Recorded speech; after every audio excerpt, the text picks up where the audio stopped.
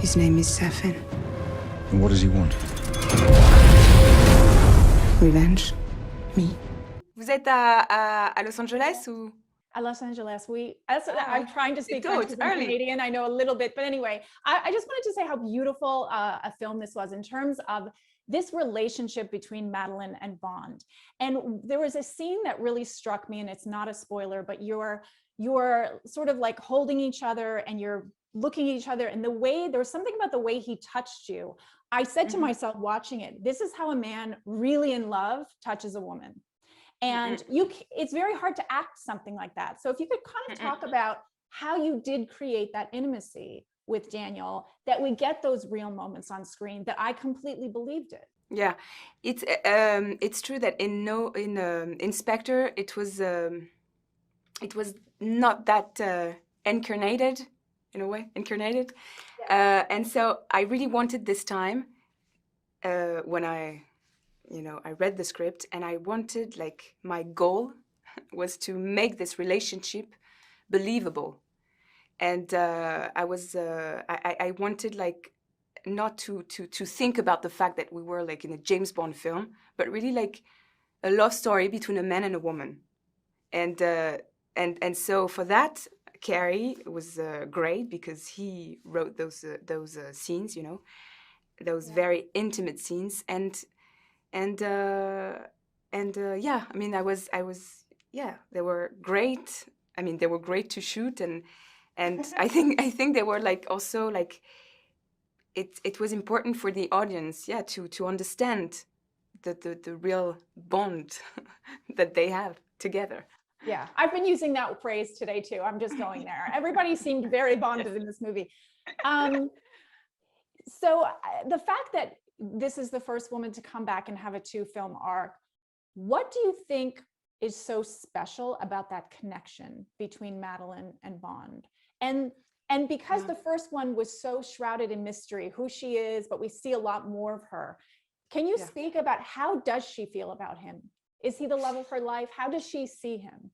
Yeah, I think, yeah, I mean, yes, she is, he is.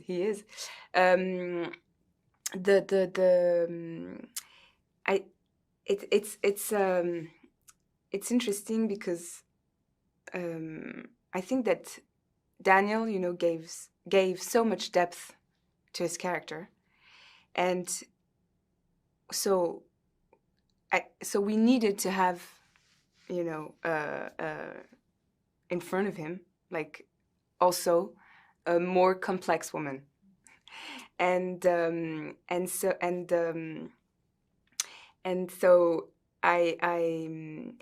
so that's the reason why at the beginning of the film we see her with her mother, and we understand that she's like James Bond in a way, very damaged.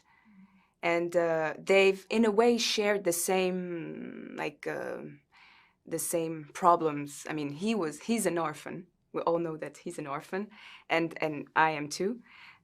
So I think that's why they are so connected. It's because they understand each other.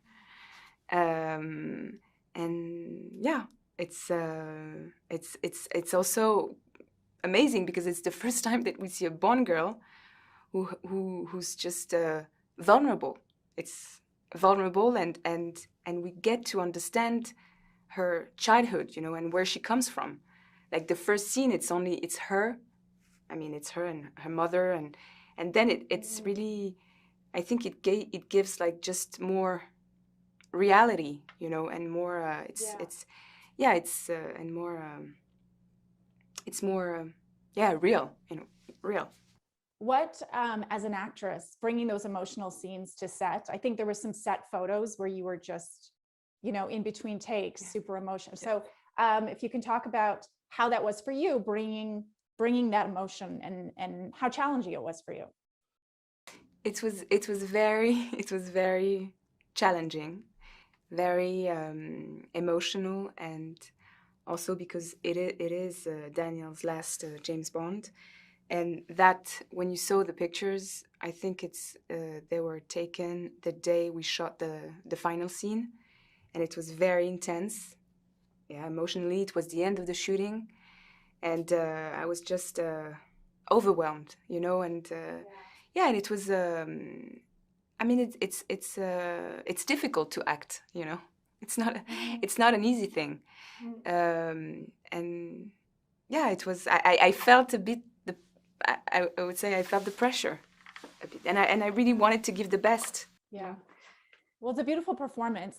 There's something really gorgeous in the beginning of the film, and this is, you know, no spoilers, but where your character and Daniel sort of write something on a piece of paper and then burn it just to let it go. What are sort of like a couple of words that you would use as sort of like a beautiful memory that you take from working on the James Bond films? Oh, it's you're gonna make me cry. No, it was extremely emotional. Like even now, you know, it's like we're doing this promotion. A year and a half has passed. You know, no, I feel extremely grateful, and it's been like an amazing experience.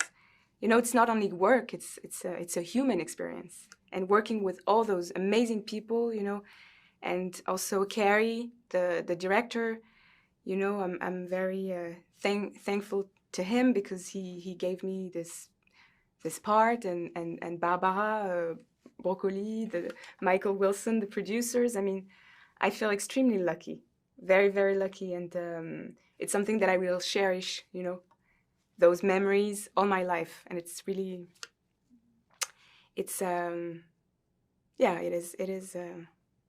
Yeah, James Bond is a fun It's a big part of my life. Sorry. You just made me cry. So thank you very much for being so sweet. And I'm just tearing up. This is supposed to be James Bond, a fun escape, and we're all crying. We both eradicate people to make the world a better place. I just want to be a little tidier. Safin is amazing. He is so good. Now, I heard that you and Carrie, that you actually started talking to him about this role even before Bohemian came out, and that you would send him tapes with different iterations of Safin's voice. You were kind of working out different accents. How many different sort of accents, if you could talk us through that? And can we release those tapes? Can we see them, Rami? Don't know if it was tapes so much as, yeah, maybe we were trying. It's so long ago that I can't remember if it was tapes or if I was traveling back and forth to London. I was still shooting Mr. Robot, so we were coming up with ideas. Carrie thought of a few different countries and specific time periods of those countries he wanted to hear. So I would give him those, and there were many moments where I thought to myself, listen, we always go to a certain country for villains, or, you know, we've heard of the stereotypic villain voice, so I would start to amalgamate certain countries and voices that I thought were interesting. You could kind of guess what they might be, but, you know, we live in a world where whatever is very foreign to us can sometimes feel very scary, so the more of I felt you couldn't pin him down, I thought the more threatening he would be. What about tackling Safin scared you? That made you go, ooh, it scares me, I gotta do it. There's an element of him where he can just detach from his own, any type of empathy or morality in order to just brutally exact his will. And, you know, he's straight to the point. The guy is no BS as far as I'm concerned. I wish I could be more like that. Yeah. Well, I don't know if anybody wants to be more like him. Maybe just a little bit, this much. Maybe. I know you crafted your own villain for this. There are so many famous Bond villains. If you could have like an all-stars and go toe-to-toe against a past Bond villain and see who is the baddest baddie, who would you go toe-to-toe with? Who would Safin go toe-to-toe with? I have to say there's one specific scene in Casino Royale with Mads Mikkelsen and Daniel Craig. I think you know what I'm talking about, and I would hate to ever be in Daniel's position for that scene. Yes. I actually thought maybe you were going to talk about Javier Bardem's scene. Yes. Being on the receiving end of a seduction scene with Javier Bardem, but you know. Yeah, no, that was a very unique take, and you're talking about some of my favorite actors. What Javier did, what Mads did. I mean, all all of the guys that Daniel's had to go up against, Matthew and of course Christoph, have just been such fierce adversaries. So it's just great to find myself in a long list of talented men I admire. Well, you are among them and you top the list. And watching that scene, I want to know for you as an actor, when you come onto a franchise, the first time you and Daniel locked eyes. You've seen those piercing blue eyes. It's difficult to pull yourself away. I remember the first time he came and saw me, and I was in my makeup chair and just taking a break, and I caught him by surprise, but I could tell he was a little taken aback by the prosthetics. And of course, on set, when I saw him in action, I was a little taken aback by just how James Bond he actually is. How James Bond is he? He is a commanding presence. He's a great leader. He's very altruistic, selfless. You get this feeling that he's really looking out for the greater good. Daniel for the film, for the actors, and for the crew, and of course, James Bond for the world at large. You just almost said it like Bond, James Bond. That was very good. Yeah. Could you ever see yourself being inspired by Safin and having your own garden, Rami? It's the stupidest question, but... No, it's not. I mean, didn't everybody, so many of us started gardening over the last couple years? What I love about that Zen garden, it is just so iconic Bond. If you know the early Bonds, they're designed by Ken Adams, and his sets were... I mean, they are go down in cinematic history. And we have a production designer's name's Mark Tildesley, and he tried to pay homage to those sets. And that was a breathtaking moment for me, stepping onto the 007 stages and seeing my own poison garden. I mean, what could be more Bond than that? I guess a cat. Okay, the last question, the most Bond thing of ever. James Bond has his martinis. What does Safin drink? Safin steals James Bond's martinis, and I suppose if he wants it shaken, then he'll just get there and stir it, and vice versa. Just really throw him off. And sprinkle a few herbs in from the garden in there? Possibly. You're getting close.